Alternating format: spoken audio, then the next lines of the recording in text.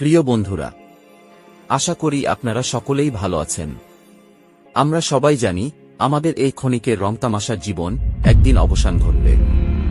সেদিন আকাশ হবে গলিত তামার মতো, পাহাড় পর্বত বাড়িঘাড়ি চূর্ণবিচূর্ণ হয়ে ধ্বনিত তুলার মতো উপরে উঠতে থাকবে। আকাশের তারাগুলো ছড়িয়ে ছিটিয়ে পড়ে যাবে, সমুদ্র উত্তাল হয়ে পড়বে, তারপর সবকিছু ধ্বংস হয়ে যাবে।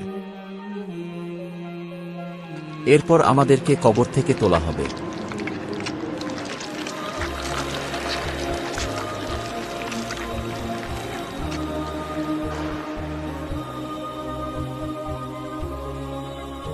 যারা মুমিন তাদের মনে হবে এইমাত্র আমরা ঘুম থেকে উঠলাম। তারপর বিচারের দিন আল্লাহ রাব্বুল আলামিন সকলের মুখে সেদিন মোহর এঁটে দেবে, এর ফলে কেউ কথা বলতে পারবে না। শরীরের প্রতিটি অঙ্গপ্রত্যঙ্গ সকলের পক্ষে এবং বিপক্ষে সাক্ষ্য দিবে, কথা বলবে, এবং আল্লাহ সেদিন কাউকে অবকাশ দেবেন না। আলেম জালেম কাফের ও পাপাচারী সবাইকেই মহান আল্লাহ জেরা করবেন। আল্লাহ হবেন সেদিন প্রধান বিচারক। সেদিন কোনো উকিল থাকবে না যে আপনার হয়ে কথা বলবে, এবং মিথ্যা বলে পালিয়ে যাওয়ার কোনো সুযোগ থাকবে না। তারপর কুরআন এবং সহিহ সুন্নাহর অবমাননাকারীরা সেদিন রেহাই পাবে না। আমাদের সকলের দিন দুনিয়ার আমলের উপর সেদিন বিচার করা হবে। আমাদের ভালো মন্দের বইগুলো সেদিন খোলা হবে। ছোট থেকে বড় এবং ধনী থেকে গরিব পর্যন্ত সেদিন সবাইকে একসঙ্গে উপস্থিত করা হবে, এবং আমাদের পৃথিবীতে করা কাজকর্মের ভিত্তিতে ন্যায় বিচার ঘোষণা করা হবে। চালাকির সঙ্গে নিজ স্ত্রীকে পুড়িয়ে অন্য মহিলাকে আপন করার জন্য একটি পুরুষের ন্যায় বিচার। অতঃপর সে জাহান্নামী। যেসব ব্যক্তিরা তাদের স্ত্রীদের নির্মমভাবে হত্যা করে তাদেরকে মহাবিচারের দিন আল্লাহ রব্বুল আলামিন এইভাবেই জাহান্নামে নিক্ষেপ করে শাস্তি দেবেন। গরিবের আর্তনাদ না শুনে অবৈধভাবে টাকা পয়সা অর্জন করে ফুর্তি করা একজন ব্যক্তির বিচার। অতঃপর সে জাহান্নামী। আমাদের সমাজে অনেক মানুষ আছে যারা গরিব দুঃখীদের হক মেরে খায়, অন্যের জায়গা জমি অবৈধভাবে হাতিয়ে নেয়, জোর করে তোলাবাজি করে। সমাজে যারা দুস্থ গরিব, যারা অনাহারে দিন কাটায়, তাদের জন্য সরকারি তহবিল থেকে আসা টাকাগুলো যেসব নেতা মন্ত্রীরা আত্মসাৎ করে, বিশেষ করে সেই সব ব্যক্তিদের অবস্থা কিয়ামতের দিন অনেক কঠিন হবে। তাদের শাস্তি। একটি নিরীহ মেয়েকে ধর্ষণকারী একজন ব্যক্তি। অতঃপর সে জাহান্নামী। সমাজে কিছু মানুষ রূপী হিংস্র পশু আছে যারা অসহায় মেয়েদের একা পেয়ে ধর্ষণ করার পর তাদের পুড়িয়ে হত্যা করে, যাদের হাত থেকে রক্ষা পায় না 5 বছরের শিশুকন্যা।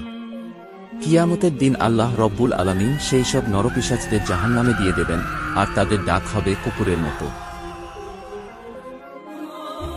রোগীদের পরোয়া না করে অবৈধভাবে টাকা পয়সা উপার্জন করা একজন ডাক্তার। অতঃপর সে জাহান্নামী। মানুষের দ্বারা তৈরি শয়তানের পূজা করে এবং বিভ্রান্ত সৃষ্টি করা একজন ব্যক্তি। অতঃপর সে জাহান্নামী। সমাজে যারা এক আল্লাহর ইবাদত ছেড়ে বিভিন্ন মূর্তির উপাসনা করে এবং যারা শিরিক করে তাদেরকে আল্লাহ কখনো ক্ষমা করবেন না। আল্লাহ রব্বুল আলামিন অন্যান্য সমস্ত গুনাহ ক্ষমা করে দিলেও যারা শিরিক করে তাদেরকে কখনো ক্ষমা করবেন না। তাছাড়া যারা অন্যায় কাজ করে, অবৈধ কাজ করে, অসহায় মানুষের আর্তনাদ শুনেও গ্রাহ্য করে না, তাদের জাহান্নামে দেয়া হবে। সেই জাহান্নাম যে জাহান্নামের আগুন কখনো নিভে না, যে জাহান্নামের কীট পতঙ্গ কখনোই মরে না। অন্যদিকে দুঃখী ও অসহায়দের সাহায্য এবং তাদের সৎ পথে চলার আহ্বান করা একজন ব্যক্তি। অতঃপর সে জান্নাতি।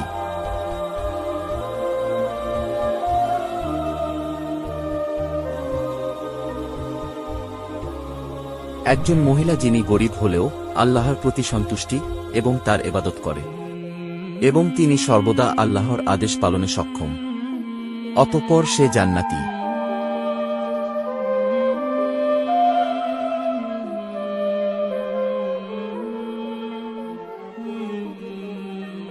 গরিব মানুষের মুখে খাবার তুলে অসহায়দের সাহায্য করা একজন ব্যক্তি। অতঃপর সে জান্নাতি।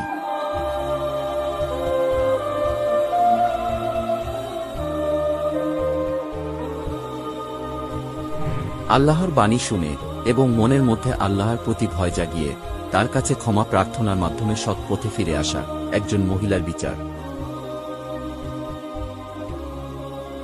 অতঃপর সে জান্নাতি।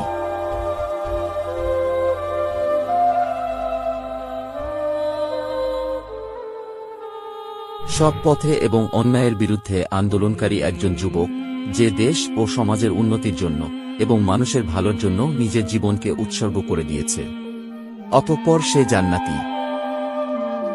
যারা এই পৃথিবীতে ভালো কাজ করেছেন, আল্লাহর পথে চলেছেন, এবং যেসব ভাই বোনেরা অন্যায়ের বিরুদ্ধে লড়াই করে শহীদ হয়েছেন, এবং যারা নরপিশাচদের হাতে হত্যা হয়েছে, তাদের সবাইকে এইভাবে জান্নাতে নিয়ে যাওয়া হবে। এটা সেই জান্নাত যেখানে জীবনের কোনো শেষ নেই। এই ক্ষণিকের জীবন ছেড়ে আমাদের সবাইকে চলে যেতে হবে।